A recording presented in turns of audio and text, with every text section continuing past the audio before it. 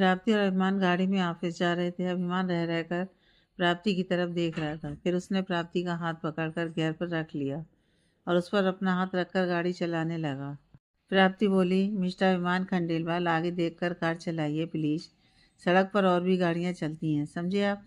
अभिमान मुस्कुराते हुए बोला, अब इसमें मेरा क्या कसूर है। भला पास में आप बैठी हैं तो मेरा नॉर्मल रहना कैसे पॉसिबल होगा भला। और उस पर सोने पर सुहागा ये कि अब आप ऑब्वियसली आप मिसेस खंडेलवाल बन चुकी हैं, तो इसमें मेरी कोई गलती नहीं है। आपको अब मुझे झेलना होगा, वो भी पहले से ज़्यादा। और रही बात ड्राइविंग की, तो उसकी चिंता आप मत कीजिए। मुझे आपकी जान खुद से ज़्यादा प्यारी है, जानती हैं ना आप, इसलिए मुझ पर भरोसा रखिए। उसकी बात पर प्राप्ति बस मुस्कुरा दी। अभिमान आराम से गाड़ी चला रहा था।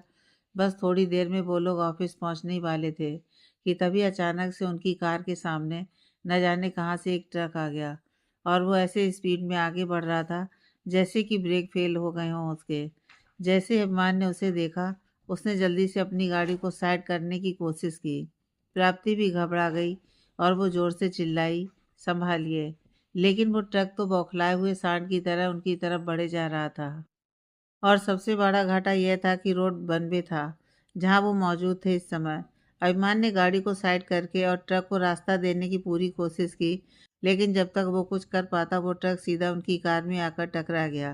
कार से टकराकर वो ट्रक कार को साइड में करके रास्ता बनाकर चला गया और गाड़ी में बैठे हुए अभिमान और प्राप्ति इतनी जोर से टक्कर होने की वजह से जख्मी हो चुके थे। अभिमान का सर स्टीयरिंग व्हील से टकरा गया और वो बेहोश हो गया। उसके सर से काफ़ी खून बहने लगा था।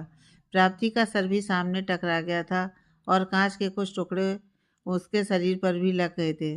दोनों बेहोश हो चुके थे। तभी एक गाड़ी उनके पास आई और उसमें से कुसांग बाहर आया। वो असल में कोर्ट जा रहा था।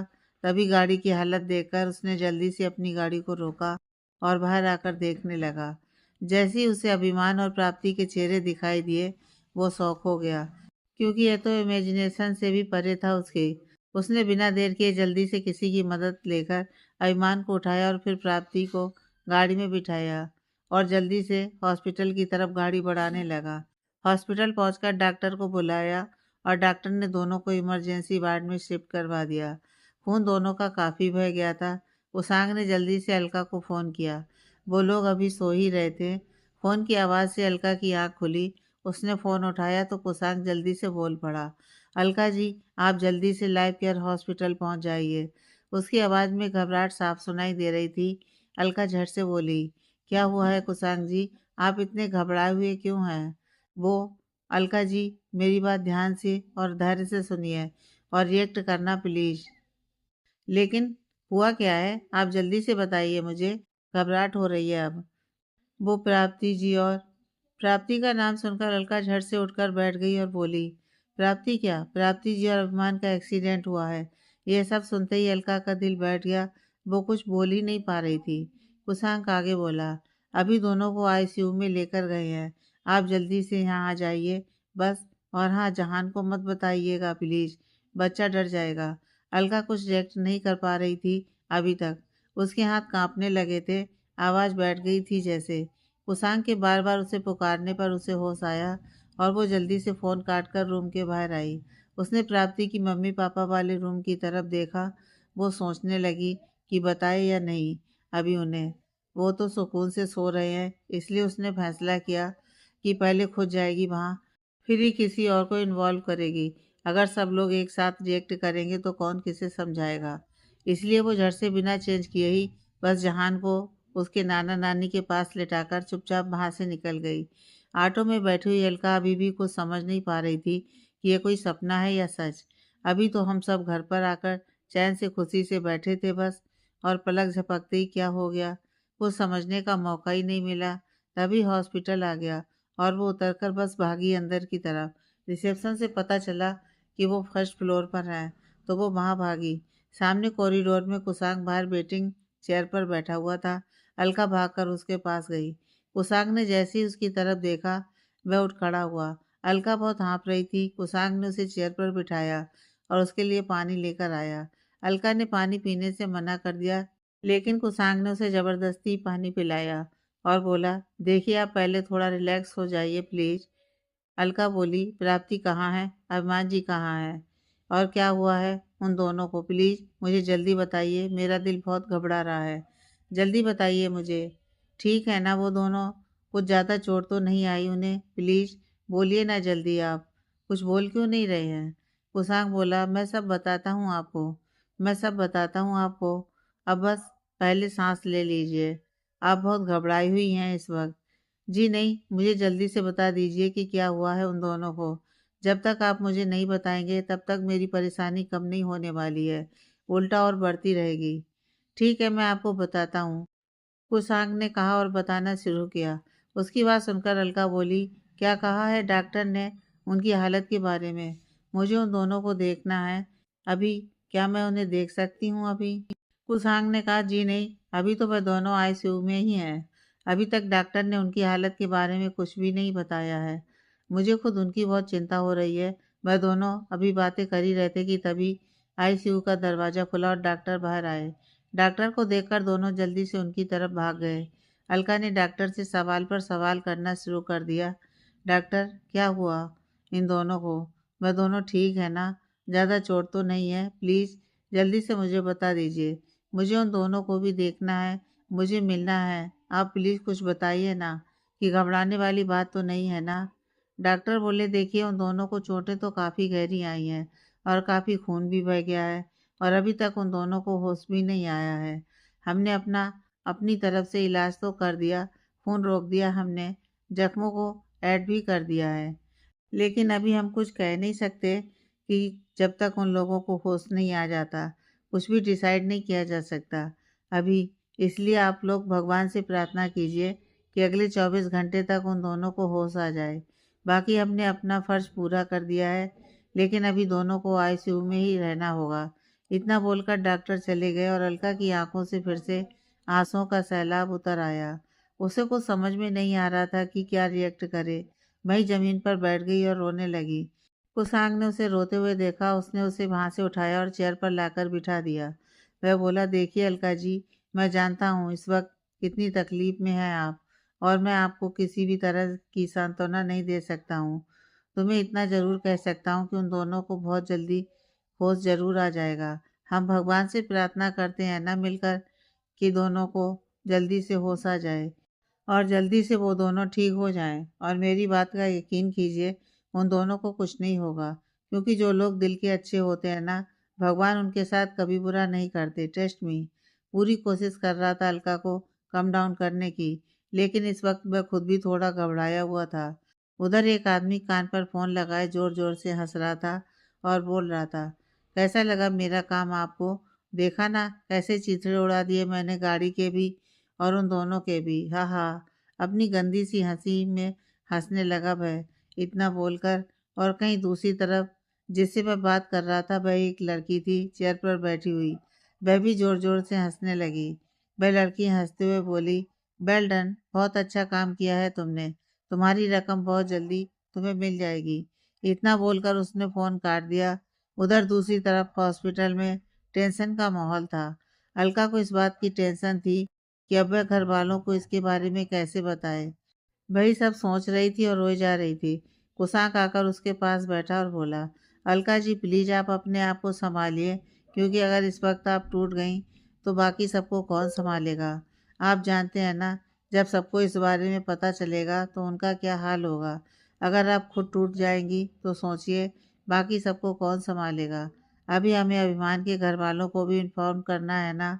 अलका रोते हुए बोली, मैं जानती हूँ, लेकिन मुझे कुछ समझ में नहीं आ रहा है कि क्या करूँ इस वक्त मैं, क्योंकि अभी सुबह तक तो बिल्कुल ठीक था सब कुछ। हम सब कितने खुश थे, शादी के बारे में सोच रहे थे सब। अरे ये सब क्यों हुआ? ये दोनों तो लोगों की सिर्फ और सिर्फ खुशी के बारे में सोचते हैं, सबकी भलाई के बारे में सोचते हैं। फिर उनके साथ बुरा क्यों होता है? दोनों कितने खुश थे एक दूसरे के साथ ना, अपने आने वाले जीवन के बारे में सोच रहे थे दोनों, और भगवान ने उन दोनों के साथ ही कर दिया। क्यों करते हैं भगवान ऐसा हमेशा? अच्छे लोगों के साथ बुरा क्यों करते हैं? इस बात का जवाब है आपके पास? बताइए। नहीं है मेरे पास इस बात का जवाब, लेकिन एक बात ज़रूर कहना चाहता हूँ आपसे कि भगवान ने हम दोनों को इसका साक्षी बनाया है। शायद उन्हें लगता होगा कि हम दोनों मिलकर सबको संभाल लेंगे। आपको ऐसा नहीं लगता क्या? आप सोचकर देखिए यह बात। मैं जानता हूँ अलका जी की प्राप्ति आपके लिए कितनी ज़्यादा इम्पोर्टेंट है। आपके लिए आपकी छोटी बहन जैसी है ना? इसलिए आपकी तकलीफ़ का अंदाज़ा लगाना शायद पॉसिबल भी नहीं है मेरे लिए। इसलिए मुझे खुद नहीं पता कि आपको क्या सांत्वना दूँ। पर एक बात कहना चाहता हूँ, ट्रस्ट मी, भगवान पर भरोसा रखिए, तो कभी उनके साथ कुछ गलत नहीं होने देंगे। प्लीज़ आप बस खुद को सँभालिए इस वक़्त, कि हमें बहुत लोगों को सँभालना है अभी। उसकी बात सुनकर अलका बोली, मैं समझ रही हूँ आपकी बात और मैं कोशिश भी कर रही हूँ खुद को सँभालने की। पर ये सब इतना अचानक हो गया कि रिएक्ट करने का मौका भी नहीं मिला ना। और रही बात प्राप्ति की, तो वो मेरे लिए छोटी बहन नहीं, बल्कि उससे भी बहुत बढ़कर है, क्योंकि उसने मेरे साथ सिर्फ़ बहन होने का नहीं, बल्कि दोस्त होने का, एक प्रोटेक्टर होने का और भी बहुत सारे रिश्ते निभाए हैं। इसलिए वह मेरे लिए हर रिश्ते से बढ़कर है। मैं हर किसी से रिश्ता तोड़ सकती हूँ कुशांग जी, लेकिन बस प्राप्ति को नहीं खो सकती मैं बर्दाश्त नहीं कर सकती उसकी कोई तकलीफ़। मुझे पता है अलका जी, इसलिए कह रहा हूँ, भगवान पर भरोसा रखिए। प्राप्ति जी और अभिमान को कुछ नहीं होगा, कुछ भी नहीं। आप मेरा साथ दीजिए प्लीज़ सिचुएशन में, प्लीज़। उसने आस भरी नज़रों से उसकी तरफ देखते हुए कहा। अलका ने किसी तरीके से खुद को शांत किया और हामी भरी उसकी बात में। कुशांग ने अभिमान के डैड को फ़ोन लगाया। रिंग जा रही थी, लेकिन साथ ही कुशांग को बहुत डर भी लग रहा था कि वह कैसे ये बात उनसे कहेगा। अरमान के डैड ने फ़ोन उठाया और हंसते हुए बोले, क्या बात है वकील साहब, ये तो पहली बार हो रहा है कि वकील साहब सामने से हमें फ़ोन कर रहे हैं। क्या बात हो गई? कहीं हम पर कोई केस तो दर्ज नहीं हो गया ना ऐसा? बहुत हंसते हुए बोले, एकदम मजाकिया टोन में, जिसे कुशांग के लिए बात करना और भी ज़्यादा मुश्किल हो गया था, क्योंकि उनका मूड बहुत अच्छा था, उनकी बात से लग रहा था। कुछ काम? कुछ नहीं, बोला उसने और गहरी सांस भरी और बोला, जी नहीं, वह मुझे आपसे एक ज़रूरी बात करनी थी। आप देखिए, मैं जो आपसे कहने जा रहा हूँ, मुझे प्लीज़ आराम से सुनिएगा और फिर रिएक्ट कीजिएगा। उसकी आवाज़ की सीरियसनेस ने अभिमान के डैड को थोड़ा डरा दिया था, इसलिए वह भी अब थोड़ा सीरियस हो गए और बोले, ऐसा क्या हुआ है कुशांग, जो तुम ऐसी बात कर रहे हो? कुछ सीरियस बात है क्या? जी सर, कुशांग ने बस इतना ही कहा। अभिमान के डैड बोले, जल्दी बताओ मुझे क्या हुआ? वो धीरे से बोला, वो अभिमान का एक्सीडेंट हुआ है और फिर इस वक्त लाइफ केयर हॉस्पिटल में है। मैं भी वही हूँ, इसलिए आप यहाँ आ जाइए प्लीज़। अभिमान के डैड ने जैसे ही ये सुना, उनके पैरों तले ज़मीन खिसक गई। उनके हाथ से लगभग फ़ोन छूटने वाला था, लेकिन किसी तरीके से उन्होंने खुद को सँभाला और भारी आवाज़ में बोले, ये क्या कह रहे हो तुम? ऐसा कैसे हो सकता है? वह तो अभी थोड़ी देर पहले प्राप्ति के साथ ऑफिस के लिए निकला था ना, और अब तक तो वह लोग ऑफिस पहुंच भी जाने चाहिए था। जी पहुंच जाना था उन्होंने, अगर रास्ते में उनकी कार का एक्सीडेंट ना हुआ होता तो। ये बात सुनकर अरमान के डैड ने अपनी आंखें मीच लीं और उनकी आंखों में आंसू भी आ गए। वो बोले, वो ठीक तो है ना? उसके साथ में तो प्राप्ति भी थी ना? वो कहाँ है? वो भी उसके साथ हॉस्पिटल में है। दोनों इस वक्त आईसीयू में है। बस यहाँ आ जाइए, फिर मैं आपको सब बता दूंगा। ठीक है, मैं बस अभी पहुँच रहा हूँ। इतना कहकर उन्होंने फ़ोन काट दिया। उन्होंने पहले सोचा कि वो अभिमान की मॉम को बता दें, लेकिन फिर उनका रिएक्शन सोचकर वह रुक गए और अकेले अस्पताल के लिए निकल गए। उन्होंने बहुत स्पीड से गाड़ी भगाई और लगभग 15 मिनट में ही अस्पताल पहुंच गए। भागते हुए वे कॉरिडोर में पहुंचे और कुशांग के पास आकर बोले, क्या हुआ है अभिमान को और प्राप्ति को? दोनों को ज़्यादा चोट तो नहीं आई ना? कोई घबराने वाली बात तो नहीं है ना? प्लीज़ जल्दी बताओ मुझे। कुशांग ने उन्हें चेयर पर बिठाया और सबसे पहले उनके लिए पानी लेकर आया। उन्हें पानी पिलाया और थोड़ा रिलैक्स होने के लिए कहा। जब वो थोड़ा शांत हो गए, तो उसने उन्हें पूरी बात बताई और ये भी बताया कि डॉक्टर ने कहा है कि अगले 24 घंटे तक अगर दोनों को होश आ गया तो चिंता करने की कोई बात नहीं है, लेकिन 24 घंटे तक हमें थोड़ा सतर्क रहना होगा। भगवान से प्रार्थना करनी होगी उन दोनों के लिए। अभिमान के डैड लगभग रो ही पड़े थे, लेकिन कुशांग ने उन्हें किसी तरह से सांत्वना दी और थोड़ा शांत किया। अलका वहीं अस्पताल में भगवान की प्रतिमा के सामने बैठ गई और बस प्रार्थना करने लगी। उसकी आंखों से आंसू रुक ही नहीं रहे थे। उसे रह रहकर यह ख्याल आ रहा था कि जब सबको इस बारे में पता चलेगा तो वह कैसे संभालेगी उन्हें, क्योंकि वह तो खुद को नहीं संभाल पा रही है इस वक्त। बस यही बात बार बार उसे परेशान किए जा रही थी, लेकिन फिर भी वह बस आंखें मूंद कर लगातार प्रार्थना किए जा रही थी। उधर घर में प्राप्ति के मम्मी पापा की आंख खुल गई और उन्होंने देखा कि जहान उनके साथ लेटा हुआ है। वह बहुत हैरान थे कि जहान तो अलका के साथ सो रहा था ना, फिर यहाँ कैसे आ गया। प्राप्ति के पापा बोले, अरे ये जानू यहाँ कैसे आ गया। उसकी मम्मी ने हंसते हुए कहा, जी हो सकता है इसका मन किया हो यहाँ आकर आपके पास लेटने का। आपको तो पता है ना हमारा जानू कितना मूडी है, पल भर में इसका मूड चेंज हो जाता है। खुद से आ गया होगा उठकर। पापा बोले, हाँ भाई, इस मामले में तो ये बिल्कुल अपनी माँ पर गया है। हर पल मूड चेंज हो जाता है। खैर सोने दो, बहुत थक गया है हमारा जानू, इतनी भाग दौड़ करी है ना इसलिए। वहाँ, हाँ तो 1 मिनट के लिए भी नहीं बैठा ये लड़का वहाँ। चलिए इसे सोने दीजिए और आप मुझे 1 कप चाय बना दीजिए प्लीज़, प्राप्ति के पापा बोले। प्राप्ति की मम्मी उनकी बात सुनकर मुस्कुरा दी और बोली, आप बिना हर बात में आपको चाय तो चाहिए ही है। ठीक है, आप फ्रेश हो लीजिए, मैं चाय बना कर लाती हूँ और अलका को भी उठा देती हूँ। इतना कहकर वो रूम से बाहर निकली और पहले अलका को उठाने के लिए उसके रूम में गईं। लेकिन वहाँ जाकर देखा तो अलका तो अपने रूम में थी ही नहीं। उन्हें लगा शायद वो बाथरूम में होगी, लेकिन बाथरूम का दरवाज़ा भी खुला था। ये देखकर वो बहुत हैरान हुई। उन्होंने सारा घर देख लिया, लेकिन अलका कहीं नहीं दिखी उन्हें। वो शौक हो गई और जल्दी से जाकर प्राप्ति के पापा को बोली, जी अलका तो नहीं है वहाँ, मैं पूरे घर में देख कर आई हूँ, कहीं नहीं दिखी मुझे। इस वक्त कहाँ गई होगी वो भी बिना बताए। इस बात से उन्हें थोड़ी टेंशन हो गई थी। प्राप्ति की मम्मी ने अलका को फ़ोन लगाया और रिंग जाने लगी। उधर अलका का फ़ोन रिंग हुआ और जैसे ही उसने फ़ोन की तरफ देखा, उसका दिल धड़क उठा। उसे समझ में नहीं आ रहा था कि अब क्या करे, कैसे फ़ोन उठाए उनका, और अगर उठा भी ले तो क्या कहे उनसे।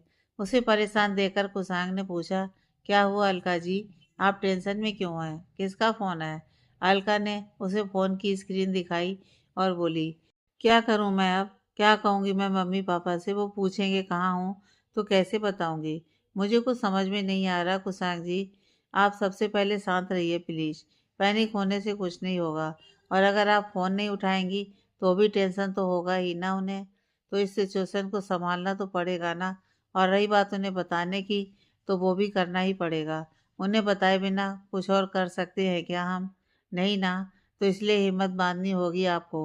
अलका ने हामी से रिलाया और फ़ोन उठाया, जो कि अब तक 3-4 बार बज चुका था। उसने हेलो बोला और धीरे से, और प्राप्ति की मम्मी बोली, अलका बेटा कहाँ हो तुम, ऐसे अचानक से बिना बताए कहाँ चली गई तुम। मुझे और तुम्हारे पापा को कितनी टेंशन हो रही थी पता है तुम्हें। उनकी ऐसी चिंता वाली बातें सुनकर अलका की आंखें फिर से बहने लगीं और उसने अपने मुंह पर हाथ रख लिया ताकि आवाज़ ना आए रोने की। उधर से फिर आवाज़ आई, अलका बेटा कुछ तो बोलो। अलका धीमी सी आवाज़ में बोली, मम्मी एक्चुअली मैं हॉस्पिटल में हूँ। इतना कहकर उसने अपनी आंखें मीच लीं। हॉस्पिटल का नाम सुनकर मम्मी हैरान हो गई और बोली, हॉस्पिटल में, लेकिन क्यों, क्या हुआ है तुम्हें, जल्दी बोलो बेटा मुझे। मुझे कुछ नहीं हुआ मम्मी, वो प्राप्ति का एक्सीडेंट हुआ है। इतना कहते ही वो फिर से रोने लगी। प्राप्ति की मम्मी का दिल बैठ गया, उनके हाथ ठंडे पड़ गए। वो दम से बैठ गई बेड पर। उन्हें ऐसे देख पापा बोले, क्या हुआ प्राप्ति की मम्मी। वो उनके पास आए और उनके हाथ से फ़ोन ले लिया और बोले, क्या हुआ अलका बेटा, ऐसा क्या कह दिया तुमने अपनी मम्मी से कि वो ऐसे घबरा गई हैं। अलका ने जैसे उन्हें बताया वो भी समझ नहीं पाए कि जो उन्होंने सुना सच है या कोई बुरा सपना। दोनों ने एक दूसरे की तरफ देखा और एहसास हुआ कि सच है यह बात। अलका आगे बोली, पापा आप लोग प्लीज़ जल्दी से यहाँ आ जाइए, प्राप्ति और अभिमान को हमारी ज़रूरत है। अभिमान का नाम सुनकर उन्हें दूसरा झटका लगा। तब अलका ने उन्हें समझाया सब और उन्हें वहाँ आने के लिए कहा और फ़ोन काट दिया। प्राप्ति की मम्मी पापा अभी भी सदमे में थे। मम्मी ज़ोर ज़ोर से रोने लगीं और पापा के गले लग गईं। पापा की भी हालत कुछ ऐसी ही थी, लेकिन उन्होंने उन्हें चुप करवाया और हॉस्पिटल जाने का सोचा। लेकिन उन्हें जहान का ख्याल आया कि उसे कैसे बताएंगे। वो अभी सो रहा था। पापा ने कहा, एक काम करते हैं, मैं वहाँ जाता हूँ, आप यहीं जहान के पास रुकिए, और अगर वो उठकर पूछे तो कुछ बहाना बना दीजिएगा। अभी उसे इस बारे में नहीं बताते हैं, लेकिन मुझे वहाँ जाना है, अपनी बेटी को देखना है। पता नहीं क्या हालत होगी इस वक्त, और अरमान को भी हमारी ज़रूरत होगी ना। मैं अपनी आंखों से देखना चाहती हूँ अपने दोनों बच्चों को। मैं जानता हूँ प्राप्ति की मम्मी, लेकिन जहान के बारे में भी तो हमें ही सोचना होगा ना। उस बच्चे को कैसे संभालेंगे हम? इसलिए किसी एक को तो रहना होगा ना उसके पास। आप समझिए प्लीज़, यहीं रुकिए, मैं आपको हर पल की खबर दूंगा। बस आप रुक जाइए यहाँ। ठीक है, आप जाइए और मुझे सही सही बताना हमारे बच्चों की हालत कैसी है। मुझसे कोई झूठ मत बोलिएगा, यह सोच कर कि मुझे कैसा लगेगा। मुझे बस सच ही बताना। उन्होंने उन्हें कंधे से पकड़ा और सांत्वना देते हुए कहा, जी मैं सब सच ही बताऊंगा आपको, कुछ झूठ नहीं कहूँगा, जहान की कसम। इतना कहकर वो जल्दी से वहाँ से निकल पड़े और ऑटो में बैठकर सीधा हॉस्पिटल की तरफ रुख किया। उधर हॉस्पिटल में तीनों लोग परेशान बैठे थे। आईसीयू में एक बेड पर प्राप्ति थी और एक पर अभिमान, और दोनों के बेड आमने सामने थे। दोनों अभी तक होश में नहीं आए थे। डॉक्टर्स टाइम टू टाइम दोनों को एग्जामिन कर रहे थे। करीबन 8 घंटे हो चुके थे दोनों को हॉस्पिटल आए हुए। एक नर्स अभिमान को एग्जामिन कर रही थी, तभी उसने देखा कि अभिमान की हाथ की उंगलियां थोड़ी सी मूव हुई। जैसे ही उसने यह देखा, उसने जल्दी से डॉक्टर को आवाज़ लगाई। वो बोली, डॉक्टर जल्दी आइए प्लीज़। जैसे ही डॉक्टर वहाँ पहुँचे, डॉक्टर ने पूछा, क्या हुआ सिस्टर? वो नर्स बोली, डॉक्टर मैं अभी इस पेशेंट के हाथ की उंगलियों को मूव होते हुए देखा। यह सुनकर डॉक्टर बोले, क्या सच में आपने देखा सिस्टर? जी डॉक्टर, मैंने सच में देखा। अभी स्पेशल उंगलियां कुछ देर के लिए मूव हुई थी जब मैं इन्हें एग्जामिन कर रही थी। डॉक्टर ने जल्दी से स्टेथोस्कोप लगाया और खुद आगे होकर अरमान को एग्जामिन करने लगे। उन्हें कुछ होप दिखाई थी। उन्होंने अरमान को अच्छे से चेक किया और बोले, सिस्टर आप इस पेशेंट के पास हर पल रहेंगी।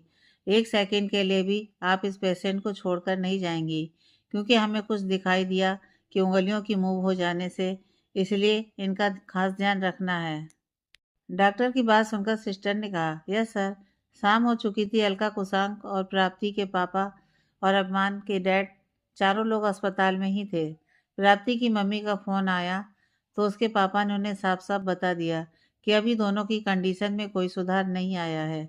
डॉक्टर ने कहा है कि 24 घंटे तक अगर उन दोनों को होश आ गया तो घबराने की कोई बात नहीं है। इसलिए बस भगवान से प्रार्थना कीजिए कि हमारे दोनों बच्चों को जल्दी से होश आ जाए, ताकि हमारे बच्चे ठीक हो जाएं और उन्हें कुछ ना हो। उनकी बात मानकर प्राप्ति की मम्मी अपने घर के मंदिर के सामने बैठ गई। जहां ने उनसे पूछा था प्राप्ति के बारे में, तो उन्होंने उसे झूठ बोल दिया कि आज प्राप्ति की कोई बहुत ज़रूरी मीटिंग है, इसलिए और आपके घर नहीं आएगी और अरमान के साथ ही रहेगी। और रात को उन्होंने उसे खाना खिलाकर जल्दी सुला दिया, ताकि वह उनसे और कोई सवाल ना करे। और अब वो खुद मंदिर के सामने बैठ गई थी बिना कुछ खाए पिए। और यही हाल हॉस्पिटल में मौजूद सारे लोगों का था। उन्होंने सुबह से कुछ भी नहीं खाया था जब से वो लोग हॉस्पिटल में आए थे। और अलका तो सुबह से ही अस्पताल के मंदिर के सामने हाथ जोड़कर आंखें मूंद कर बैठी हुई थी। उसे खाने पीने का होश कहाँ ही था।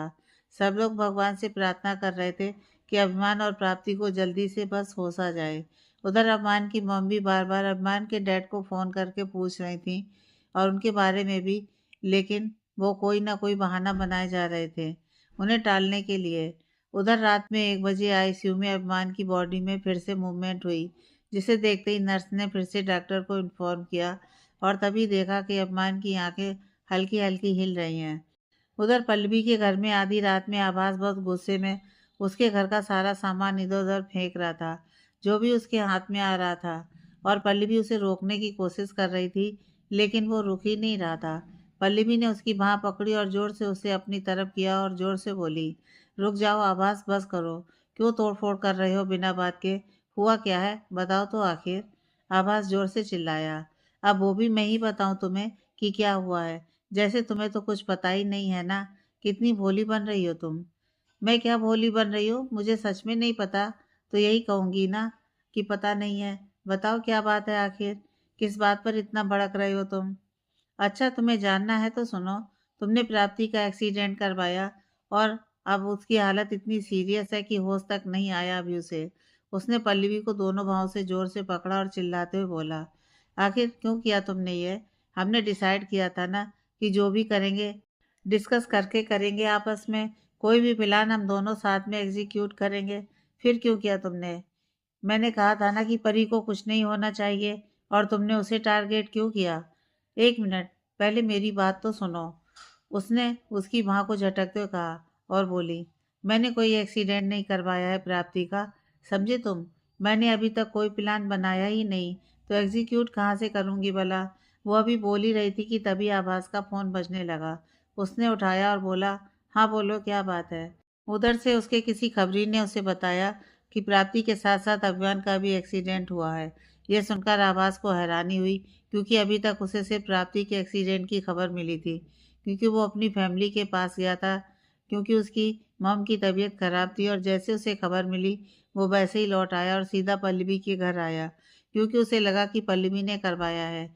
लेकिन अब उसने पूरी बात सुनी तो उसके पल्लवी की तरफ देखा और फ़ोन काट दिया। पल्लवी ने पूछा, क्या हुआ, इतना हैरान क्यों हो गए तुम? वो, मेरे खबरी ने बताया कि प्राप्ति के साथ साथ अभिमान का भी एक्सीडेंट हुआ है। ये सुनते ही पल्लवी को झटका लगा, उसकी आंखें फटी की फटी रह गईं। वो बोली, क्या? हाँ, अभी मेरे खबरी ने पूरी बात बताई मुझे। वो लोग गाड़ी में ऑफिस जा रहे थे और एक ट्रक टकरा गया आकर, और उन दोनों को काफ़ी नुकसान हुआ है उससे। अभी तक होश भी नहीं आया किसी को दोनों में से। उसकी बात सुनकर पल्लवी बोली, ओह नो, अरमान को भी ज़्यादा चोट आई है क्या? वो अपने सर पर हाथ रखकर चेयर पर बैठ गई। वो बोली, मैं यहाँ नहीं थी और इतना कुछ हो गया मेरे पीछे से। मुझे अरमान को देखने जाना है अभी के अभी। वो उठकर बाहर जाने लगी तो आभास ने उसे रोक लिया, बाँह पकड़कर, और बोला, रुको, इस वक्त जाने की ज़रूरत नहीं है। रात के 2 बजे हैं, हम दोनों सुबह साथ में जाएंगे हॉस्पिटल। उसने कैसे भी करके पल्लवी को मनाया और शांत किया। दोनों साथ में बैठे हुए थे पल्लवी के घर के ड्राइंग रूम में। आभास बहुत गहरी सोच में था। दोनों कॉफ़ी पी रहे थे, लेकिन आभास का ध्यान कहीं गुम था। पल्लवी ने उससे पूछा, क्या बात है, तुम क्या सोच रहे हो? आभास बोला, मैं ये सोच रहा हूँ कि एक्सीडेंट अचानक से कैसे हो सकता है। मेरा मतलब है, सुबह के टाइम तो सड़क बिल्कुल खाली होती हैं, तो ट्रैफिक की वजह से तो हो नहीं सकता। और रही बात ड्राइविंग की, तो जब प्राप्ति साथ में हो तो अभिमान छोटी सी गलती भी नहीं कर सकता जिससे प्राप्ति की जान को थोड़ा भी खतरा हो। वो एकदम अलर्ट रहता है। मुझे पता नहीं ऐसा क्यों लग रहा है जैसे एक्सीडेंट हुआ नहीं करवाया गया है। क्या मतलब? पल्लवी हैरानी से बोली। आवाज उठा। वह कुछ कदम चलकर आगे बढ़ा और वहीं खड़े होकर बोला, सोचने वाली बात नहीं है, यह तुम्हें कुछ अजीब नहीं लग रहा है? यूँ अचानक से एक्सीडेंट हो जाना मुझे तो ये बिल्कुल भी नॉर्मल नहीं लग रहा है। पता नहीं क्यों मुझे ऐसा लग रहा है कि एक्सीडेंट किसी ने जानबूझकर करवाया है। लेकिन कोई ऐसा क्यों करेगा? पल्लवी उठकर उसके पास आकर बोली। आवाज़ ने उसकी तरफ देखा और बोला, क्योंकि वो जो कोई भी है, अरमान और प्राप्ति को जान से मारना चाहता था। कोई है जो दोनों का दुश्मन है, वरना अचानक से एक्सीडेंट हो जाना मुझे तो ये बिल्कुल हजम नहीं हो रहा है। कुछ तो है जो अजीब है इसमें। हाँ, सही कहा तुमने।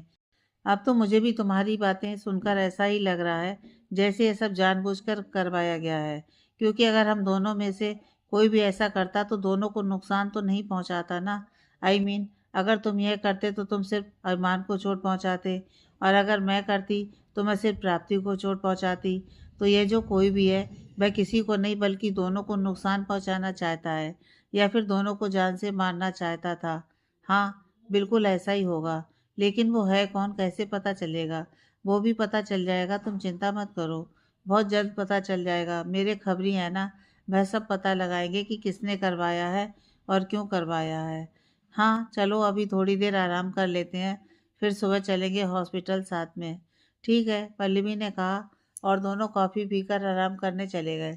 आवास भी रात को पल्लवी के घर में ही रुक गया, क्योंकि उसके घर में इस वक्त पल्लवी अकेली ही थी। उसके पापा किसी मीटिंग में फ़ौरन गए थे। वहाँ आईसीयू में अरमान की बॉडी में मूवमेंट देखकर डॉक्टर ने जल्दी से उसको इंजेक्शन वगैरह लगाए, जो उसकी रिकवरी के लिए ज़रूरी थे। अरमान की आंखें धीरे धीरे खुलने लगीं। उसकी आंखें जैसे ही पूरी तरह खुल गईं, उसने इधर उधर देखा। पहले तो एकदम शांत था कुछ पल के लिए, कुछ रिएक्ट नहीं किया। फिर अचानक से उसे वह सब याद आने लगा जब उनका एक्सीडेंट हुआ था। ये सब उसके दिमाग में जैसे ही हिट हुआ, एकदम झटके से उठकर बैठ गया और ज़ोर से चिल्लाया, प्राप्ति, उसके ऐसे अचानक रिएक्ट करने से डॉक्टर भी हैरान हो गए। अभिमान जोर जोर से चिल्लाने लगा, प्राप्ति प्राप्ति कहाँ हो तुम प्राप्ति। डॉक्टर उसे शांत करवाने लगे कि सर आप थोड़ी देर के लिए शांत हो जाइए प्लीज़, आपकी तबीयत अभी ठीक नहीं है, इसलिए आप ज़्यादा जोर मत दीजिए अपने दिमाग पर। अभिमान ने इधर उधर देखा तो उसे रियलाइज़ हुआ कि वह इस वक्त अस्पताल में है और उसे चोट भी लगी हुई है, लेकिन फिर भी उसके दिमाग में इस वक्त सिर्फ और सिर्फ प्राप्ति का ख्याल आ रहा था। वह फिर से बोला, आप यह सब बातें छोड़िए, पर मुझे ये बताइए कि प्राप्ति कहाँ है और वो ठीक है ना? कहाँ है मेरी प्राप्ति? जिसके पास लेकर चलो, मुझे देखना है, अभी के अभी देखना है मुझे उसे, जल्दी से मुझे उसके पास लेकर चलो ना। मैं डॉक्टर के आगे रिक्वेस्ट करने लगा। डॉक्टर के बार बार समझाने पर भी अभिमान नहीं मान रहा था उनकी बात, लेकिन डॉक्टर ने किसी तरह से समझाया कि अभी वो प्राप्ति से नहीं मिल सकता। अभिमान उसकी बात मानकर शांत हो गया और लेट गया। डॉक्टर जैसे ही थोड़ा साइड में हटे, अभिमान ने एक झटके से अपने हाथ पर लगी हुई आईवी को उतार फेंका और बेड से नीचे उतर गया। वह इधर उधर पूरे आईसीयू रूम में भागने लगा और जोर जोर से प्राप्ति का नाम पुकारने लगा। प्राप्ति प्राप्ति कहाँ हो प्राप्ति तुम। उसने पूरा आईसीयू रूम चेक कर लिया, लेकिन जैसे ही वह अपने बेड के पास आया उसने देखा उसके बेड के ठीक सामने वाले बेड पर प्राप्ति लेटी हुई है। वो वहीं थम गया। अरमान के पीछे पीछे डॉक्टर भी भाग रहे थे। जैसे ही वह रुका, डॉक्टर भी रुक गए। अरमान एकटक प्राप्ति को देखे जा रहा था। डॉक्टर ने देखा कि आईवी निकालने के कारण अरमान के हाथ से काफी खून बह रहा है।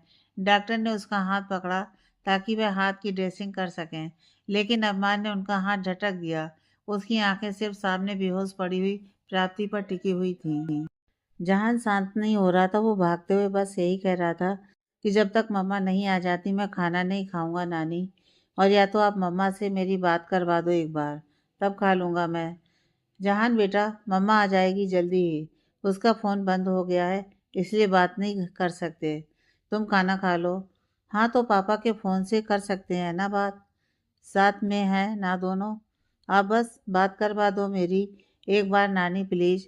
वो भागते हुए बोले जा रहा था और अब नानी भी उसके पीछे भाग भाग कर थक गई थी, इसलिए सोफ़ा पर बैठ गई थी वो खाने की प्लेट लेकर, और बोली, जहान बेटा जिद मत करो, तुम मम्मा के गुड बॉय हो ना।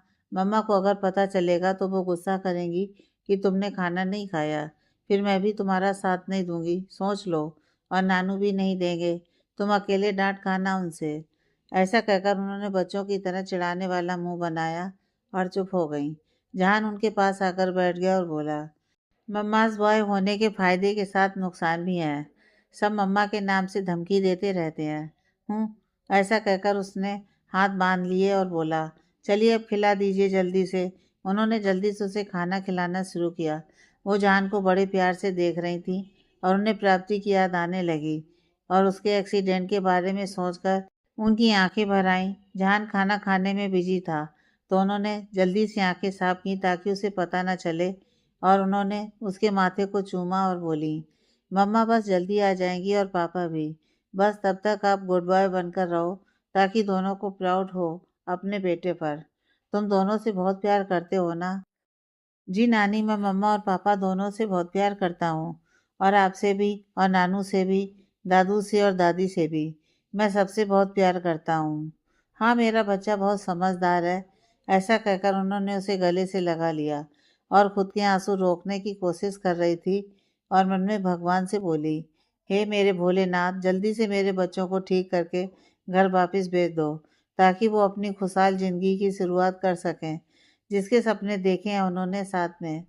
उनकी खुशियों को जिसकी भी नज़र लगी है, बस जल्दी से उसे दूर कर दो। उधर सुबह हो गई थी और डॉक्टर अरमान को रूम में शिफ्ट करने के लिए कह रहे थे, लेकिन वो मान नहीं रहा था। सब उसे कन्विंस कर रहे थे, लेकिन उसने कहा कि एक शर्त पर वो शिफ्ट होगा कि प्राप्ति को भी सेम रूम में शिफ्ट किया जाए, जो कि अभी हो नहीं सकता था क्योंकि उसे होश नहीं आया था, लेकिन वो मानने के लिए तैयार नहीं था। सबने जोर लगाकर देख लिया, लेकिन आखिर में उन्हें अरमान की जिद के सामने झुकना ही पड़ा, और फिर उन्होंने दोनों को एक ही रूम में शिफ्ट कर दिया। बड़े रूम में एक साइड अरमान का बेड और दूसरी साइड प्राप्ति का बेड था, आमने सामने। आभास और पल्लवी भी हॉस्पिटल पहुंच गए। उन्हें देखकर अलका ने पूछा, तुम लोग यहाँ क्यों आए हो? आवाज़ बोला, दीदी हम तो बस पता करने आए हैं अभिमान और परी का। हमें पता चला कि उनका एक्सीडेंट हुआ है, तो इसलिए। कैसे हुआ सब? अलका बोली, पहली बात मैं तुम्हारी दीदी नहीं हूँ, दूसरी बात प्राप्ति का पूरा नाम लो, और तीसरी जैसे भी हुआ जो भी हुआ तुम लोगों को तो खुशी हो रही होगी ना, फिर यहाँ फिक्र करने का नाटक क्यों करने आए हो? बल्कि तुम तो मंदिर जाओ, नारियल फोड़ो, वहां जाकर प्रसाद चढ़ाओ। यही चाहते थे ना तुम कि प्राप्ति खुश ना हो? देखो तुम्हारी गंदी और बुरी नज़र ने क्या हाल कर दिया उन दोनों का। ऐसा कहते कहते वो इमोशनल होने लगी और थोड़ा गुस्सा भी। वो आगे बोली, सही कह रही हूँ ना मैं? तुम जब जब उसकी लाइफ में आते हो उसे सिर्फ तकलीफ होती है आभास। एक बार फिर वही हुआ जो पहले हुआ था, तुम्हारी वजह से ही। आवाज बोला, नहीं दीदी, आप ऐसा क्यों कह रही हैं? मैं परी का, मेरा मतलब है प्राप्ति का बुरा थोड़ी चाहता हूँ। हाँ, मैं उससे प्यार करता हूँ, उसे अपना बनाना चाहता हूँ, लेकिन उसे तकलीफ देकर नहीं। ये बात तो आप जानती हो ना। जो पहले हुआ था वो अलग बात थी, और अब जो हुआ उसमें मेरी कोई गलती नहीं है। सच में मैंने ऐसा कुछ नहीं चाहा। आप बस एक बार मुझे उसे मिलने दीजिए, प्लीज। मुझे उसे देखने दीजिए एक बार। नहीं, तुम उसे नहीं मिल सकते, ना उसे देख सकते हो। चलो जाओ यहाँ से। वो गुस्से से बोली तो कुसांग ने आकर उसे शांत करवाते हुए कहा, अलका जी आप शांत हो जाइए प्लीज। इस वक्त गुस्सा करने का कोई फायदा नहीं है। उसने आवाज से कहा, आप लोग भी प्लीज इस वक्त ये सारी बातें मत कीजिए, चुपचाप से बैठ जाइए। और प्राप्ति जी को अभी होश नहीं आया है, अरमान को आ गया है होश। वो इस वक्त रूम में है, आप चाहें तो मिल सकते हैं अभिमान से। अभिमान को होश आ गया है, यह सुनकर पल्लवी को बहुत खुशी हुई और वो भागते हुए रूम में जाने लगी। लेकिन अभिमान के डैड ने उसे रोकना चाहा, लेकिन कुसांग के समझाने पर वो भी शांत हो गए और जाने दिया उन्हें। दोनों रूम में गए तो अभिमान अपना बैट छोड़कर प्राप्ति के बेड के पास पड़े स्टूल पर बैठा था और उसका हाथ पकड़कर उससे बातें कर रहा था। वो दोनों अंदर आए और पल्लवी अभिमान के पास आकर बोली, अभी। आवाज़ सुनकर अभिमान ने पीछे मुड़कर देखा तो पल्लवी को देखकर वो उठ गया और बोला, तुम यहाँ क्यों आई हो? तब उसने आवाज़ की तरफ देखा तो और गुस्सा होने लगा। तो पल्लवी बोली, अभी इस वक्त गुस्सा मत करो प्लीज़, हम यहाँ बस तुम्हारा हाल जानने आए हैं। तुम ठीक हो ना? अभिमान बोला, तुम्हें उससे क्या लेना देना है? हमारी लाइफ में इंटरफेयर करने की तुम लोगों को कोई ज़रूरत नहीं है, समझे? अब जाओ यहाँ से। आभास बोला, तुम्हें हमारे साथ जो भी गिला शिकवा है इस वक्त उसे साइड रख दो प्लीज। तुम्हारी हालत ठीक नहीं है, इसलिए स्ट्रेस मत लो तुम। और देखो परी। उसके इतना कहते अभिमान ने टेढ़ी नज़र से उसकी तरफ देखा तो वो बात को संभालते हुए बोला, मतलब प्राप्ति की हालत भी अभी सही नहीं है। ऐसे माहौल से उसकी तबीयत पर निगेटिव इफेक्ट होगा, इसलिए शांत रहो प्लीज। प्राप्ति की तरफ देखकर खुद को शांत किया और बैठ गया वापिस से। आभास और पल्लवी भी बैठ गए। आभास ने उससे पूछा, क्या हुआ था, पूरी बात बताओ। अरमान ने उसे बताया और नोटिस किया कि आभास की नज़र बस प्राप्ति की तरफ ठहरी हुई थी। उसने जानबूझकर प्राप्ति का हाथ और कसकर पकड़ लिया और बोला, बस अब मेरी जानम को होश आ जाए जल्दी से, फिर मैं इसके बारे में पूरा पता लगाऊंगा। और अगर इस एक्सीडेंट में किसी का हाथ हुआ तो। वो आभास और पल्लवी की तरफ देखकर बोलने लगा, उसका इस दुनिया में मैं आखिरी दिन बना दूंगा। दोनों ने देखा कि वो ऐसा कहते हुए गुस्से में है। अरमान ने इतना कहने के बाद प्राप्ति के माथे पर किस किया, आवाज को चिढ़ाने के लिए, और वो चिढ़ भी गया था। अभिमान बोला, अब आप लोग जा सकते हैं यहाँ से, ज़्यादा शोर से मेरी प्राप्ति को प्रॉब्लम होगी। वो दोनों बाहर चले गए। तभी डॉक्टर वहाँ दोनों का चेकअप करने आए और अरमान को अपने बेड पर जाने को कहा। और भाई एक बार कहने से कहाँ मानता वो। उनके रिक्वेस्ट करने पर वो गया और चेकअप करवाया, दवाई खाई। डॉक्टर ने उसे थोड़ी देर रेस्ट करने को कहा। उधर वही लड़की अपने रूम में बैठी हुई थी और उसके सामने एक आदमी खड़ा था और उसने उसे बताया कि अभिमान को होश आ गया है, लेकिन प्राप्ति को नहीं आया। तो वो लड़की बोली, हाँ किस्मत बहुत अच्छी है, इनकी बच गए। चलो कोई बात नहीं, ये तो ठीक हो गए, लेकिन क्या हो अगर इनकी होने वाली पत्नी का भी उठे ही ना? हाँ, I guess that will be more fun, है ना? क्योंकि इन्हें खुद से ज़्यादा तकलीफ उसे तकलीफ में देखकर होगा, और अगर उसकी जान चली गई तो। ऐसा कहकर वो ज़ोर ज़ोर से हंसने लगी और फिर बोली, फिर तो इनकी जान यूं ही निकल जाएगी ना। और फिर से हंसने लगी। इधर हॉस्पिटल में दोपहर के समय अभिमान की मम्मी भी आ गई और साथ में प्राप्ति की मम्मी और निलय भी साथ था। असल में वो दोनों निलय की गाड़ी में आए थे। दोनों मम्मियों के चेहरे पर चिंता साफ दिखाई दे रही थी। वो भागते हुए वहाँ आई और अभिमान की मम अभिमान के डैड के गले लगकर रोने लगी और रोते हुए वो बोली, आपने मुझे क्यों नहीं बताया कि हमारे अभिमान का एक्सीडेंट हुआ है। आप अकेले चले आए मुझे छोड़कर। वो तो अच्छा हुआ कि प्राप्ति की मम्मी का कॉल आया मुझे और उनके मुंह से अचानक से हॉस्पिटल का जिक्र सुनकर मैंने उनसे पूछा और तब जाकर पता लगा मुझे। इतना कहकर वो और ज़ोर से रोने लगी।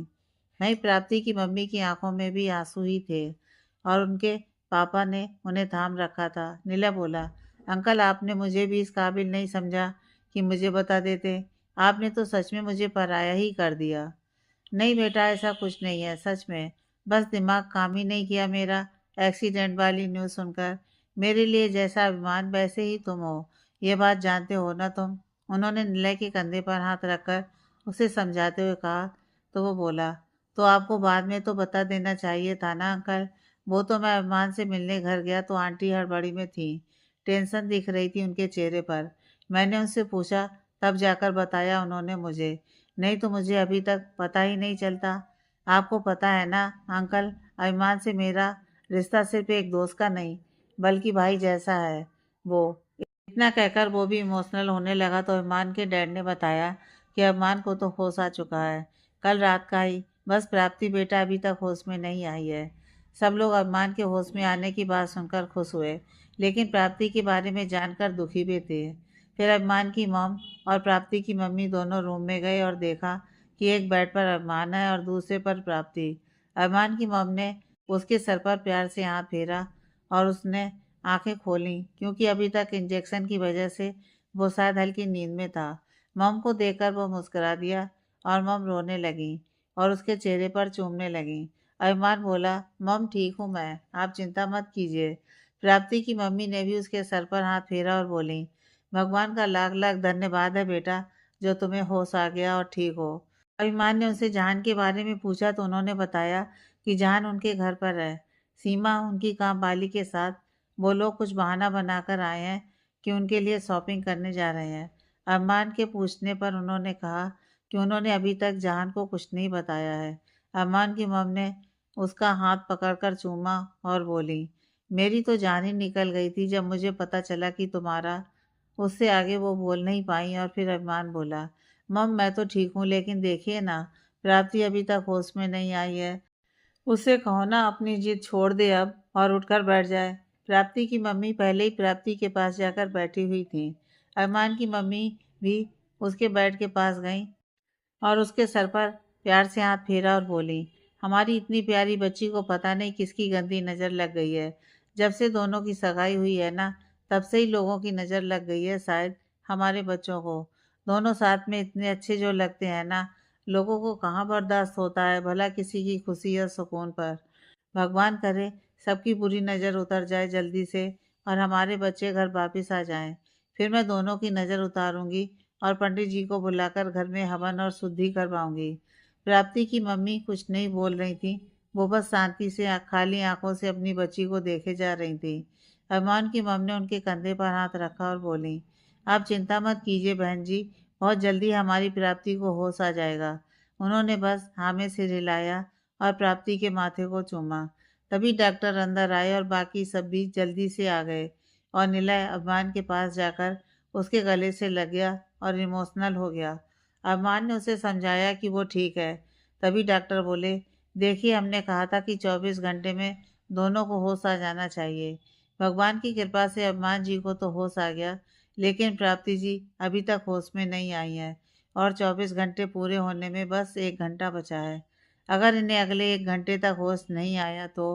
उनकी बात सुनकर अभिमान झट से अपने बेड से उठा और डॉक्टर के सामने आकर खड़ा हुआ और बोला, तो क्या डॉक्टर, तो क्या, बोलिए जल्दी। तो उनके कोमा में जाने के चांसेस बढ़ सकते हैं मिस्टर खंडेलवाल। यह सुनते ही सब लोगों की आंखें फटी रह गईं। अभिमान की तो मानो जान ही निकल गई ये सुनकर। वो बोला, आप होश में तो हो डॉक्टर, क्या कुछ भी बोले जा रहे हैं आप। और प्राप्ति को होश में लाने की जिम्मेदारी आपकी है डॉक्टर। डॉक्टर किस चीज़ के हैं आप? हाँ, आप यहाँ आकर हमें बताने की बजाय कुछ कीजिए ताकि उसे जल्दी से होश आ जाए, क्योंकि हमारी शादी होने वाली है बहुत जल्द, और उसे कैसे भी करके ठीक कीजिए आप। मुझे कोई सफाई नहीं चाहिए इस पर आपकी, समझिए आप। डॉक्टर बोले, देखिए मिस्टर खंडेलवाल, मैं आपकी तकलीफ समझता हूँ, लेकिन मैं डॉक्टर हूँ, भगवान नहीं हूँ मैं। हमारे बस में सिर्फ कोशिश करना है, बाकी सब भगवान के हाथ में है। कोशिश माई फुट? कैसी कोशिश है आपकी? जब मुझे होश आ गया है तो उसे भी आ जाना चाहिए ना अब तक। साथ में ही आए थे ना हम हॉस्पिटल। तो ये कैसा लॉजिक है आपका? एक पेशेंट ठीक कर दिया और दूसरा आपके हाथ में नहीं है। हद है। नीला ने आकर उसे समझाने की कोशिश की, लेकिन अभिमान शांत नहीं हो रहा था। वो गुस्से में बोले जा रहा था, बस। प्राप्ति के कोमा में जाने की बात उससे बर्दाश्त नहीं हो रही थी, बस। डॉक्टर सबको सांत्वना देकर वहां से चले गए जल्दी से। अभिमान प्राप्ति के पास जाकर फिर से वही सब कहने लगा, ताकि वो बस होश में आ जाए किसी तरह से। वो रोने लग गया था और उससे बातें किए जा रहा था। उसकी हालत देखकर सब लोग परेशान हो गए थे। प्राप्ति की मम्मी भी रोने लगी। उसांग ने जाकर अलका को सब बता दिया, जो अभी तक मंदिर में बैठी थी। वो ये सुनकर बहुत परेशान हो गई और रो पड़ी। उसांग ने उसे शांत करवाना चाहा, तो वो अनजाने में उसके सीने से लग गई रोते रोते। कुसांग को समझ में नहीं आ रहा था कि क्या रिएक्ट करे। उसने उसके कंधे को थपथपाया हौसला देने के लिए। अभिमान शांत नहीं हो रहा था, तो डॉक्टर ने उसे बहाने से नींद का इंजेक्शन लगा दिया, ताकि कुछ देर शांत रहे वो। सब लोग चिंता में बैठे थे, तभी एक नर्स आई प्राप्ति को एग्जामिन करने। वह लोग बाहर थे इस वक्त, तो किसी ने ज़्यादा ध्यान नहीं दिया। वो नर्स अंदर आई और एक नज़र अभिमान को देखा और फिर प्राप्ति के पास जाकर मुस्कुराने लगी। उसने प्राप्ति के कान के पास जाकर बोला, बहुत तकलीफ में है ना आप? चलिए आपकी तकलीफ कम कर देती हूँ मैं अभी। इतना कहकर वो हंसने लगी और प्राप्ति के चेहरे से ऑक्सीजन मास्क निकालने लगी। उसने उसका आईवी निकाल दिया और बोली, हैप्पी जर्नी भाभी जी, और वहाँ से जाने लगी। जैसे ही वो नर्स दरवाजे के पास पहुंची, आगे से निलय आ गया और वो सीधा बाहर जाने लगी। लेकिन जैसे ही निलय का ध्यान प्राप्ति पर गया, जिसका ऑक्सीजन मास्क निकला हुआ था और आईवी भी, और उसे सांस लेने में काफ़ी तकलीफ होने लगी थी और हाथ से खून भी बह रहा था, वो एकदम से ये देखकर घबरा गया और चिल्लाया, प्राप्ति भाभी। उसके इतनी जोर से चिल्लाने से अभिमान की नींद खुल गई और नीला ने उस नर्स की तरफ देखा जो लगभग वहां से भागने की कोशिश कर रही थी। वो चिल्लाया, पकड़िए उस नर्स को जल्दी से, उसने भाभी का ऑक्सीजन मास्क निकाला है, जल्दी पकड़ो उसे। उसके चिल्लाने से सब लोग उस नर्स को देखने लगे और वो बस बिना पीछे देखे भागे जा रही थी। नीला ने अभिमान को प्राप्ति को देखने को कहा और खुद भी उसके पीछे भागने लगा। वो बिना इधर उधर देखे भागने लगा, ताकि वो उसके हाथ से छूटकर भाग न जाए। वो लड़की नर्स सीधा लिफ्ट की ओर भागी और लिफ्ट बंद कर ली। नीला भी जल्दी से सीढ़ियों से भागने लगा, लिफ्ट से भी तेज स्पीड में। रूम में जैसे ही अभिमान ने प्राप्ति की हालत देखी, वो घबरा गया और जल्दी से मास्क उसके मुंह पर वापस लगाया और चिल्लाते हुए डॉक्टर को बुलाने लगा। डॉक्टर जैसे ही अंदर आए, वो हैरान रह गए। प्राप्ति की हालत देखकर उन्होंने जल्दी से उसके हाथ की ड्रेसिंग की, क्योंकि आईवी खींचकर निकालने की वजह से खून बहने लगा था। उसकी सांसें अभी भी तेज तेज चल रही थीं। अभिमान उसका हाथ पकड़कर बैठा था और उसके सर पर प्यार से हाथ फेर रहा था। वो काफ़ी घबरा गया था। वो डॉक्टर से गुस्से से बोला, कैसा स्टाफ है आपका, इतना घटिया? कौन थी वो नर्स जिसने मेरी प्राप्ति के साथ ऐसा किया? जल्दी से उसे यहाँ लेकर आइए डॉक्टर, मेरे सामने। मैं उसे छोड़ूंगा नहीं किसी कीमत पर। डॉक्टर बोले, लेकिन मिस्टर खंडेलवाल, इस वक्त तो किसी नर्स को भेजा ही नहीं था हमने एग्जामिन के लिए। अगर आपने किसी को भेजा नहीं तो कोई आया कैसे यहाँ? आपके हॉस्पिटल में कोई आउटसाइडर कैसे आ सकता है, वो भी आपकी यूनिफॉर्म पहनकर? ऐसे सिक्योरिटी सिस्टम है आपके यहाँ? डॉक्टर कुछ नहीं बोले, बस चुपचाप प्राप्ति की तरफ ध्यान था उनका। उन्होंने अच्छे से ड्रेसिंग की और अब प्राप्ति की सांसें थोड़ी सही होने लगी थी। टाइम से संभाल लिया गया था उसे, इसलिए। अभिमान फिर बोला, डॉक्टर मैंने आपसे कहा ना, मुझे वो नर्स मेरे सामने चाहिए, हर हाल में, चाहे कुछ भी हो जाए। मुझे वो इंसान मेरे सामने चाहिए, इतना समझ लीजिए आप बस। तभी अभिमान के हाथ पर उसे कुछ फील हुआ। उसने जब देखा तो प्राप्ति का हाथ था। वो अभिमान का हाथ थामने की कोशिश कर रही थी। अभिमान यह देखकर खुश और हैरान दोनों हो गया। उसे समझ नहीं आ रहा था कि क्या रिएक्ट करे वो। उसने जल्दी से उसका हाथ थाम लिया अपने दोनों हाथों से और उसके पास बैठ गया और उसे पुकारने लगा। हालांकि अभी उसकी आंखें नहीं खुली थी, लेकिन वो बोला, प्राप्ति आंखें खोलो, मैं यही हूँ, तुम्हारा अभिमान। आंखें खोलो, देखो मुझे। जानम, कब से तरस रहा हूँ तुमसे बात करने के लिए मैं। जल्दी से उठो ना अब। वो बच्चों की तरह उससे रिक्वेस्ट कर रहा था। प्राप्ति की बॉडी में मूवमेंट देखकर सबको बहुत खुशी हुई। प्राप्ति ने धीरे धीरे आंखें खोलने की कोशिश की और हल्की सी आंख खोलकर उसने अरमान की तरफ देखा और अरमान की खुशी का ठिकाना नहीं रहा यह देखकर।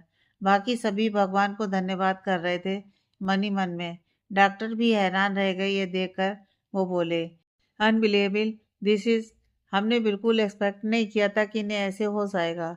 अरमान की आंखों से खुशी के मारे आंसू आने लग गए थे और अरमान को देखकर भी प्राप्ति का कुछ यही हाल था। अभिमान बोला, पता है मैं कितना डर गया था जानम, मुझे लगा मैंने तुम्हें। फिर थोड़ा रुककर बोला, नहीं नहीं, ऐसा तो मैं कभी सपने में भी नहीं सोचना चाहता। तुम्हें खोने के ख्याल से ही कुछ होने लगता है मुझे। भगवान को जितना धन्यवाद बोलूं कम है आज। मैंने भगवान को कभी इतना नहीं माना, लेकिन आज सच में यकीन हो गया कि भगवान है सच में। उन्होंने मुझे तुम्हें लौटा दिया प्राप्ति। उनका एहसान है मुझ पर बहुत। अब मैं भी भगवान की पूजा किया करूँगा अपने हाथों से। सीरियसली। उसे ऐसे बोलते देखकर अरमान की मॉम और डैड बहुत हैरान थे कि उनका बेटा भगवान को मानने लग गया है, वो भी अपने आप ही। उन्होंने हाथ जोड़कर भगवान को धन्यवाद बोला। प्राप्ति भी अभिमान की बातें सुनकर हल्का मुस्कुराने लगी। अभिमान बोला, लो तुम मुस्कुरा रही हो, मेरी यहाँ जान सूख गई थी कल रात से। अब जल्दी से ठीक हो जाओ, हमें घर जाना है। शादी में टाइम कम बचा है। डॉक्टर ने प्राप्ति को अच्छे से ट्रीट किया और अभी आई भी नहीं लगाया था हाथ पर जख्म की वजह से, तो वो उसे दवाई देकर चले गए। प्राप्ति ने बोलने की कोशिश की, लेकिन अभिमान ने उससे कहा, नहीं तुम अभी कुछ मत बोलो प्लीज, जोर मत डालो अभी अपनी बॉडी पर ज़्यादा। तुम्हें होश आ गया है ना, वही बहुत है हमारे लिए। फिर अभिमान ने उसे आसपास देखने को कहा, क्योंकि अभी तक सिर्फ वो अभिमान की तरफ ही देख रही थी, बाकी लोगों को उसने नोटिस ही नहीं किया था। तो जैसे ही उसने सबको देखा, मुस्कुराहट के साथ आंखों में आंसू आने लगे। अभिमान वहां से उठा और प्राप्ति की मम्मी आई और उसके पास बैठी और उसे कसकर गले से लगा लिया और ना चाहते हुए भी दोनों रोने लगी। लेकिन फिर मम्मी ने उसे रोने से मना किया और उसके आंसू पोंछे और प्राप्ति ने उनके। फिर दोनों मुस्कुरा दी। फिर अम्मान की मौम आई और उन्होंने उसके माथे को चूमा और बोली, भगवान का लाख लाख धन्यवाद है जो हमारी बच्ची को ठीक कर दिया है, वरना हम सब कितना डर गए थे। पता है एक ही दिन में हमारी दुनिया कितनी खाली हो गई थी तुम दोनों के बिना। किसी ने कल से कुछ खाया तक नहीं है। सांस लेना मुश्किल हो रहा था सबके लिए, पर अब जाकर चैन आया है हमारे दिल को। वो भी कहते कहते रो पड़ी थी ये सब। फिर प्राप्ति के पापा और अभिमान के डैड ने भी प्राप्ति को प्यार से सर पर हाथ फेरा और प्राप्ति के पापा तो लगभग रो ही पड़े थे, क्योंकि वो अपने पापा की लाडली जो थी। खैर अब सब लोग चैन की सांस ले रहे थे, लेकिन एक बात थी जो सबको परेशान कर रही थी, वो नर्स कौन थी और उसने प्राप्ति के साथ ऐसा क्यों किया।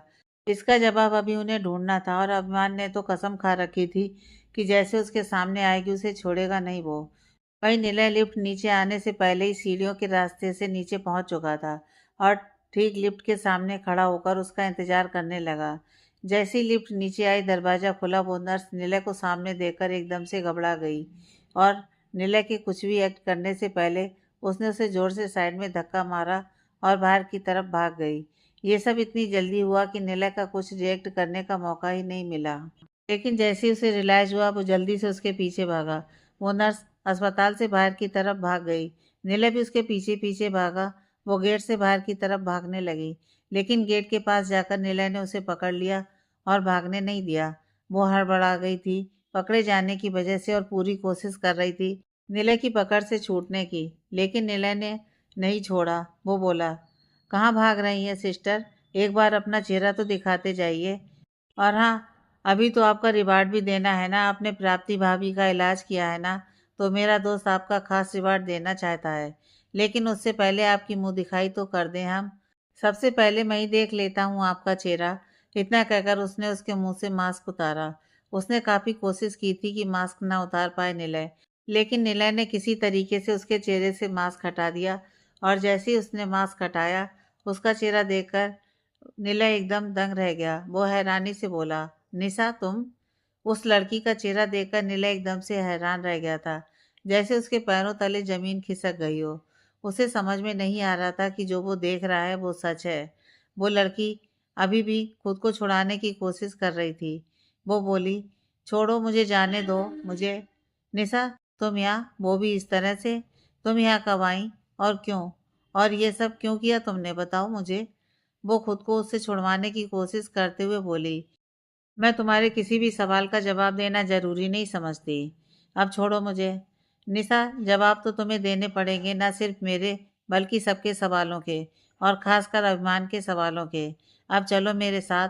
वो उसे साथ ले जाने के लिए आगे बढ़ने लगा और वो अभी भी छुड़वाने की कोशिश कर रही थी, लेकिन निलय की पकड़ इतनी मजबूत थी कि वो हिला भी नहीं पा रही थी उसका हाथ। वो चलते चलते बोली, प्लीज निलय, मुझे जाने दो। तुम्हें हमारे उस रिश्ते का वास्ता। नीले रुका और सरकास्टिकली हंसते हुए बोला, रिश्ता? रियली? कैसा रिश्ता मिस निशा? वही जो हमारे बीच था। एग्जैक्टली था। लेकिन वो रिश्ता उसी दिन मर गया था जिस दिन तुम बिना मेरे बारे में उस रिश्ते के बारे में सोचे चली गई थी, बिना किसी इन्फॉर्मेशन के।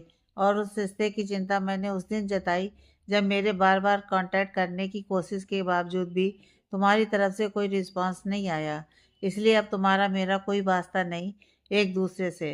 हम सिर्फ अजनबी हैं, और वैसे भी अब जो तुमने हरकत की है ना, उसकी सफाई जब दोगी तो हो सकता है कि मैं कभी तुम्हारा चेहरा भी देखना ना चाहूँ। अब चलो अंदर।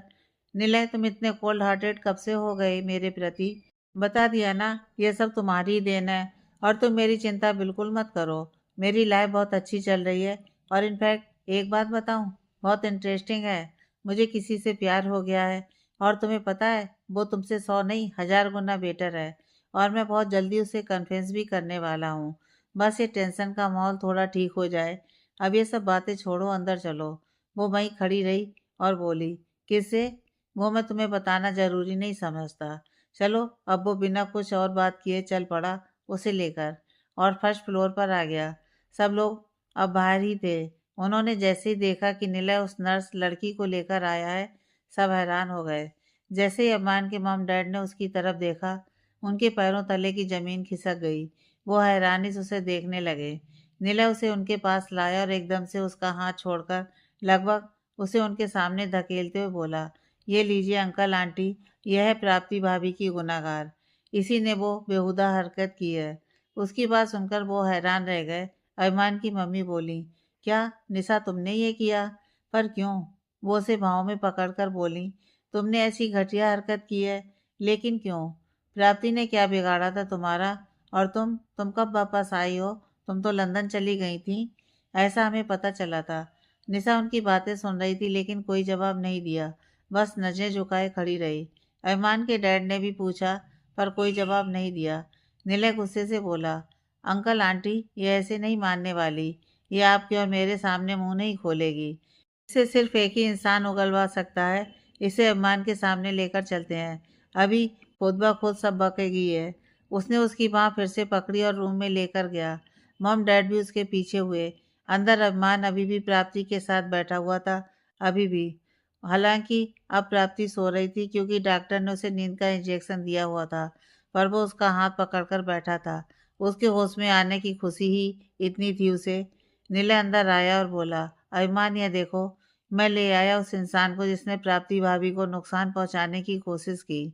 उसकी आवाज़ सुनकर अभिमान ने मुड़कर देखा और निशा की शक्ल देखते ही वो हैरानी से उठ पड़ा। उसकी आंखें हैरानी से फैली हुई थीं। वो उसकी तरफ बढ़ा और उसके पास जाकर निलय से बोला, निलय, ये सच है क्या? जो मेरी आंखें देख रही हैं वो रियलिटी है या फिर? निलय बोला, ये बिल्कुल रियलिटी ही है अभिमान, यही है वो। अभिमान ने जैसे ही ये सुना, उसकी आंखों में अब हैरानी की जगह गुस्सा उतरने लगा था। वो निशा की तरफ गुस्से से देखते हुए बोला, तुम यहाँ कब आई? तुमने तो कसम खाई थी ना कि हमारी शक्लें कभी नहीं देखना चाहती। फिर हमसे मिलने खुद ही चली आई तुम। और आई तो आई, कोई बात नहीं, लेकिन तुम्हारी हिम्मत इतनी बढ़ गई कि तुमने मेरी फैमिली को हार्म करने की कोशिश की, और वो भी मेरी प्राप्ति को।